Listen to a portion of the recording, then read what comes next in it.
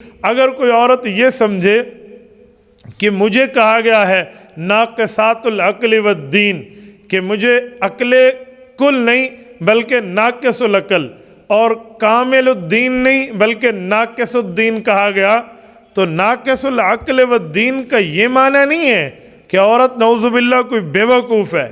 ناقص العقل والدین کا یہ معنی نہیں ہے کہ خاتون کا دماغ خراب ہے، اسے سمجھ نہیں آتا۔ اصل میں لفظ کا مطلب سمجھیے، اللہ کی شریعت نے یہ لفظ کس لیے، کس مرتبے، کس مقام پہ بولا ہے تو ہمیں سمجھ آئے گا۔ ناقص الدین، ناقص الاسلام نہیں کہا، ناقص المذہب نہیں کہا، ناقص الدین کہا ہے، اور ناقص العقل کہا ہے۔ اس کی وجہ کیا ہے؟ میری بہنوں ایک بات ذہن میں رکھنا، دین اسلام کے اس حصے کا نام ہے جس پر ظاہراً جسم سے عمل کیا جاتا ہے، مثلا نماز، مثلا روزہ، یہ دین کے بڑے اہم حصص ہیں۔ تو نماز اور روزہ یہ عورت کا مرد کا اگر ہم دیکھیں تو فرق نظر آتا ہے۔ ایک خاتون مکمل مہینے کی نماز نہیں پڑھ سکتی، کچھ دن وہ نماز سے باز رہتی ہے اپنے فطرتی عوارض کی وجہ سے، ایسے وہ پورا مہینے کے روزے نہیں رکھ سکتی، وہ ان پورے مہینوں سے باز رہتی ہے فطرتی عوارض کی وجہ سے۔ اس وجہ سے ناقص الدین کہا ہے۔ یہ معنی نہیں ہے کہ اس عورت کا دین ناقص ہے، ایمان آدھا ہے، اسلام آدھا ہے، مذہب آدھا ہے، جی نہیں۔ دین سے مراد وہ مخصوص چیزیں جو اس نے مکمل ان دنوں میں ادا نہیں کرنی۔ تو اس سے یہ معنی آپ نہ لیں کہ ہمارے ایمان کو آدھا کر دیا گیا ہے، اسلام کو آدھا کر دیا گیا ہے، جی نہیں۔ وہ آپ کو کچھ دنوں کے لیے عبادت سے روکا گیا ہے۔ اس کا یہ مطلب نہیں ہے کہ رب العزت نے تمہیں دین آدھا دیا ہے، اس کا مطلب یہ ہے کہ ان مقامات پہ آپ کو استثناء حاصل ہے۔ اسی طرح ناقص العقل ہے۔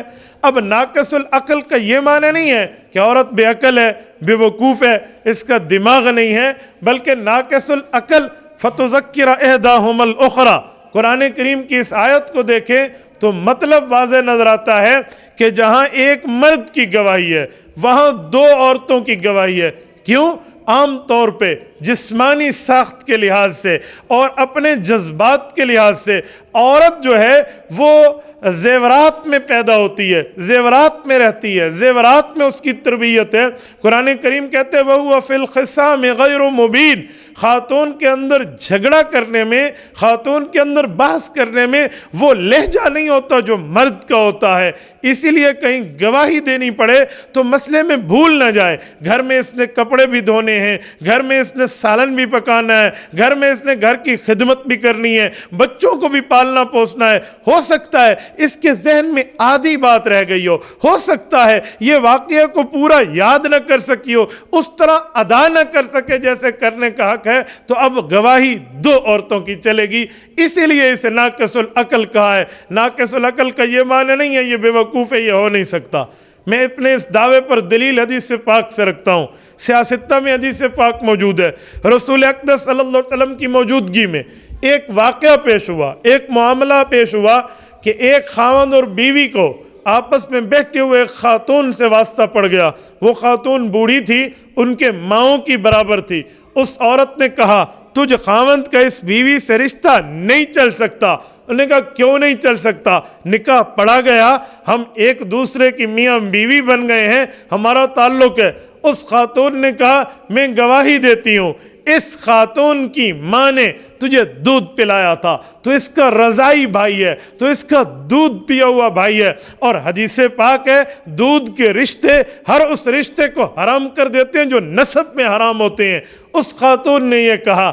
اب بنیادی طور پہ گواہی تو دو عورتوں کی چاہیے، لیکن اس موقع پہ اللہ کے رسول نے ایک خاتون کی گواہی کو تسلیم کر کے اس صحابی کو فرمایا کیف وقد قیل، اب تو کہہ دیا گیا ہے، خاتون بھی بڑی ہے، یہ بات مانی بھی جا سکتی ہے کہ یہ عورت وہاں موجود تھی، اس لیے آپ کا رہنا مناسب نہیں ہے۔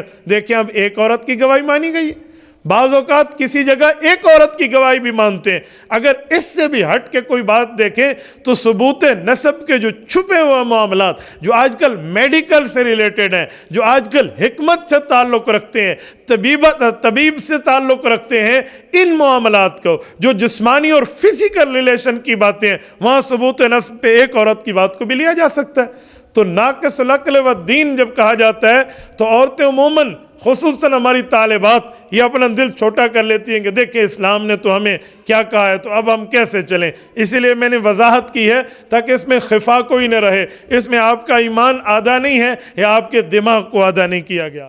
تبارك الذي نزل الفرقان على عبده ليكون للعالمين نذيرا.